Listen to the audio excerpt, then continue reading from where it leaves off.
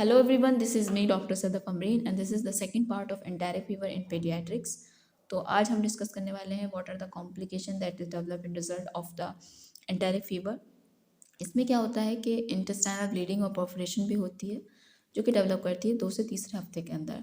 10 से 20% जो होते हैं एडल्ट में भी देखने को मिलती है और लेस फ्रिक्वेंटली होती है चिल्ड्रन के अंदर। यानी इंटेस्टाइनल ब्लीडिंग परफोरेशन डेवलप करता है कब? 2 से 3 हफ्ते के बाद, जो कि 10% 20% होता है एडल्ट में, और बच्चों में तो रेयरली लेस फ्रिक्वेंटली देखने को मिलता है। सीवियर और कॉम्प्लिकेटेड एंटेरिक फीवर कब बोलते हैं? कब बोला जाएगा कि भाई सीवियर है, एंटेरिक फीवर कॉम्प्लिकेटेड हो गया है?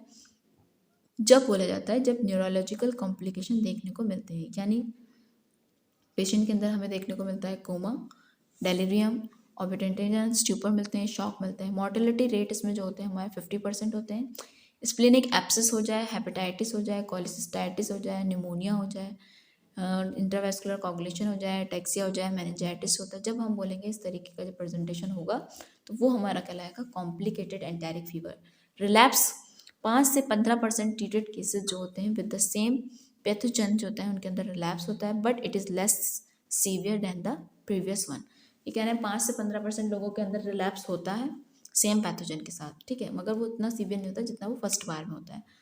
तो इस तरह जब रिलैप्स होता है तो ड्रग ऑफ चॉइस हमारी क्या होती है? सिफेक्सिन और सेफ्ट्रिएक्सोन। कैरियर स्टेट क्या होती है?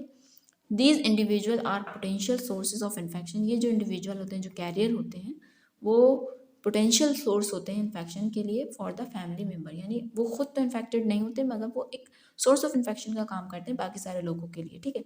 एंड फैमिली मेम्बर्स हुए, जहाँ जहाँ उनका कॉन्टैक्ट है, कम्युनिटी के लिए वो एक इन्फेक्टिव सोर्स बन जाते हैं। 5 से 10 एडल्ट % जो होते हैं शेड करते हैं सैल्मोनेला को after acute attack up to 3 महीने तक, ठीक है। और 1 से 4% जो होते हैं वो मोर देन 1 ईयर तक अपने साल्मोनेला को शेड करते रहते हैं। तो नेक्स्ट देखते हैं आप इसकी डायग्नोसिस कैसे करते हैं।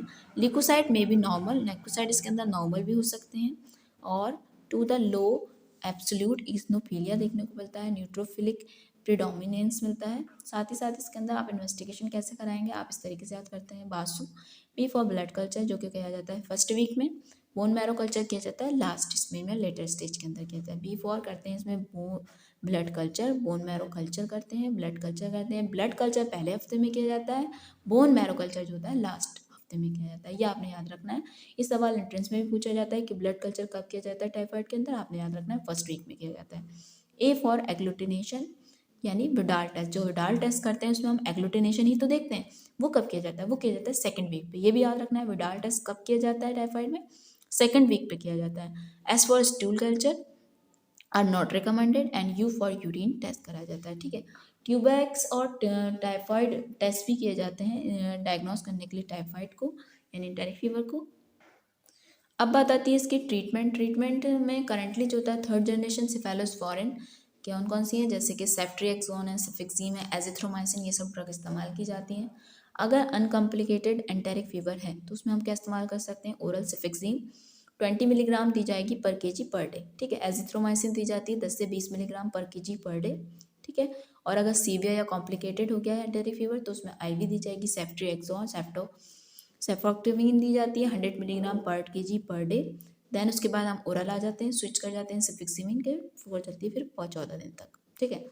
अगर कल्चर पॉजिटिव आता है, शो करता है क्यूनिनोल सेंसिटिव, तो सिप्रोफ्लॉक्सासिन चलती है 20 मिलीग्राम पर केजी पर डे। रिलैप्स होता है तो उसके अंदर हम फ्लोरोक्यूनिनोल्स और क्यूनिडोन्स इस्तेमाल करते हैं। कैरियर स्टेज के अंदर ज़्यादा कैरियर देखने को नहीं मिलते वैसे तो बच्चों के अंदर, लेकिन अगर हैं तो एमॉक्सिसिलिन देते हैं 100 मिलीग्राम पर केजी पर डे, और साथ में प्रोविनिस देते हैं, कितना देते हैं? 30 मिलीग्राम पर केजी पर डे, कितने? 6 से 12 हफ्ते के लिए। अब ये हुई हमारी ट्रीटमेंट के बाद नेक्स्ट आता है जो कि सबसे इंपॉर्टेंट पॉइंट है, प्रिवेंट कैसे करना है। आपने प्रॉपर हाइजीन रखनी है, सैनिटेशन को प्रॉपर रखना है, इम्प्रूव करना है अपनी, ठीक है। वैक्सीनेशन भी कराना है साथ ही साथ बच्चों का, ताकि उनको बचाया जा सके डेवलप करने के लिए एंटेरिक फीवर को। सो मैंने आज आपसे डिस्कस किया कि कॉम्प्लिकेशन क्या क्या हो सकती हैं बच्चों में जो होती है। कॉम्प्लिकेशन वैसे लेस फ्रिक्वेंटली देखने को मिलती है, लेकिन क्या क्या हो सकता है? इंटेस्टाइनल ब्लीडिंग हो सकती है, परफोरेशन हो सकता है, कॉम्प्लिकेशन एक सीवियर या कॉम्प्लिकेटेड एंटेरिक फीवर हो सकता है। कब बोलेंगे आप सीवियर? जब उसके अंदर न्यूरोलॉजिकल कॉम्प्लिकेशन देखने को मिलता है, जैसे कॉमा है, शॉक है, ये सब देखने को मिलता है, ठीक है।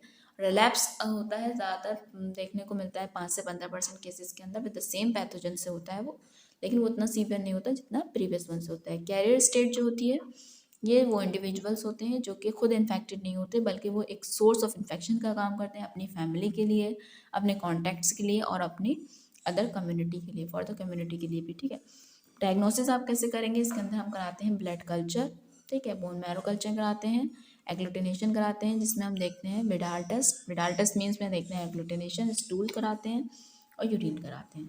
नेक्स्ट फिर हमने बात की ट्रीटमेंट की। ट्रीटमेंट में करते हैं हम थर्ड जनरेशन इस्तेमाल करते हैं, सेफेलोस्प्रिन है, एजिथ्रोमाइसिन है, सेफेक्सिम है, सेफ्ट्रियाक्सोन है। ठीक है, अनकॉम्प्लिकेटेड में क्या इस्तेमाल करना है, सीवियर है तो क्या करना है, रिलैप्स केसेस है तो क्या करना है, हमें कैरियर स्टेज में क्या करना है।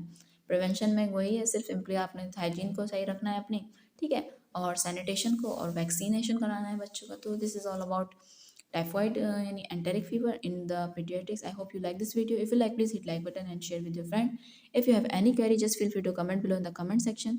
फिर मिलते हैं आपसे नेक्स्ट वीडियो के अंदर, जब तक के लिए thank you so much for watching my video. Thank you so much.